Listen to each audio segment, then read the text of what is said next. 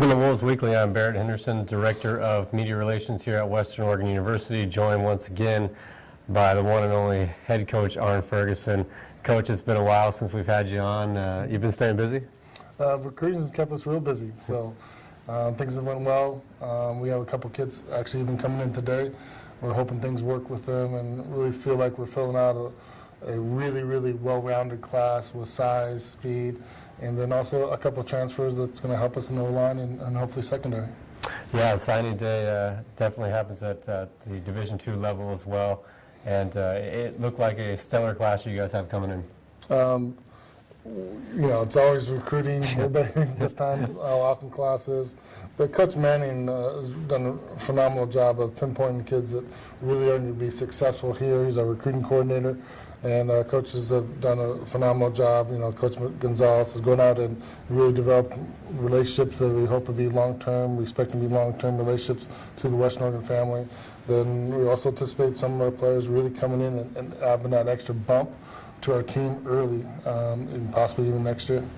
Check out the list of the people who've signed, players who've signed with Western Oregon on WoolWolves.com now. We're going to have a few names more coming up here in the near future as well. Some other things going on coming up this week. Coach Ferguson, obviously, Pro Day on Friday, and that's quite a bit of a showcase for your program. Yeah, we're fortunate to have a Pro Day. We've had Kevin Boss had a Pro Day here. Jason Slowey had a Pro Day here. And then John Benton and Marcus Cuellar were in significant request to have a Pro Day. We're having that at Central High School on Friday at 2 o'clock, and expected a real good showing by our two players. I mean, those two guys are strong, they're physical, and really expect them to test well and give them an opportunity to obviously have a career. Yeah, speaking of pro careers from Western Oregon graduates, we got a young man who will be playing on Monday for the Portland Thunder.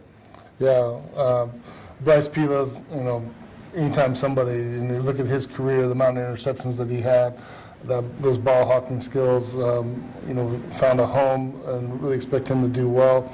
And be also very versatile. He's not just a corner or safety at that level. They also put him inside the box with what they call maybe see a jackbacker, which is different in the arena. Last person that we saw significantly, we have two other people that have phenomenal careers, Brian Green and Chris Angel, both had 10-year careers in arena football, and we expect very similar to Bryce, and hopefully have an opportunity to go on. You're going to be up there watching on Monday? We're working on it. We're working on it. So. Very good. Well, another former Wolf who recently passed away, and that's John Apgar. Mm-hmm. On Sunday, we'll have a celebration of life here on the campus. Yeah, in the new PE building at 3 o'clock. Right now it looks like there's going to be around 400 to possibly 500 people come back from all over the Northwest, that just a tribute of how John has touched so many lives at Western Oregon, but also in his work career and also in his high school. John's a phenomenal person. We're obviously very saddened that things happened the way they did, but it'll be definitely knowing his family, knowing her family, a celebration of all the excitement and energy that John did and touched everybody's lives. And again, that's open to the public on Sunday at 3 p.m. in the new PE building, celebration of life for John Apgar. Well, Coach, spring football coming right up around the corner. Spring break for your guys, and they're going to come back and put the pads on, and it's weeks of spring football. Yeah, first of all, spring break, our guys need a break. Coach Metzger has pushed them to the limit, which is awesome. The tremendous gains, running 3 days a week, lifting 4 days a week, really developing our players. We've not had them at this type of condition with their strength level, but also the ability to change directions and also their speed. So we're excited to have a very exciting spring ball starting on the 7th, and then our final red-white game will be on May 3rd, and we're hoping to have a kids clinic before that, and also some other things that our schedule will be posted and updated here shortly.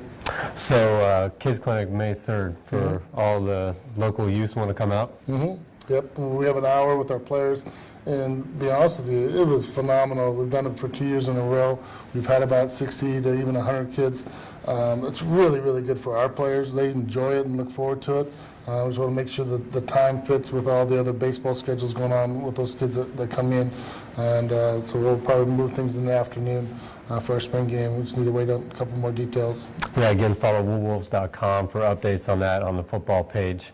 We'll put that schedule up. And Coach, spring football, this is something that's open to the general public and want to come out and watch. Just ask that you do that at your own safety and risk. And that's, was it Monday, Wednesday, Fridays? Yeah, we will be on the field Monday, Tuesday, Thursday, and Saturday we'll probably be on our game field, most likely. And then we're also looking to go to Central High School a week before the 3rd. I forget the exact date of that. I'm just waiting on some details on that. But our players are excited to get practice in the morning. It's good contact, but it's not an overfill of contact because we definitely want to keep people healthy and develop their skills. So we have a great summer training for a huge opener against Portland State. Yeah, breaking news here that we're going to debut on this Wolves Weekly. If they want to throw up that schedule, we're going to talk about the release of the home schedule for next year. And as Coach Ferguson just mentioned, it'll start on September 6th at Portland State. That'll be part of a season ticket package that we're going to be offering Wolves fans. But, Coach, there's your home schedule for next year. First home game on September 20th. As you see, only 4 home games next year. But that's a talented GNAC crew coming in.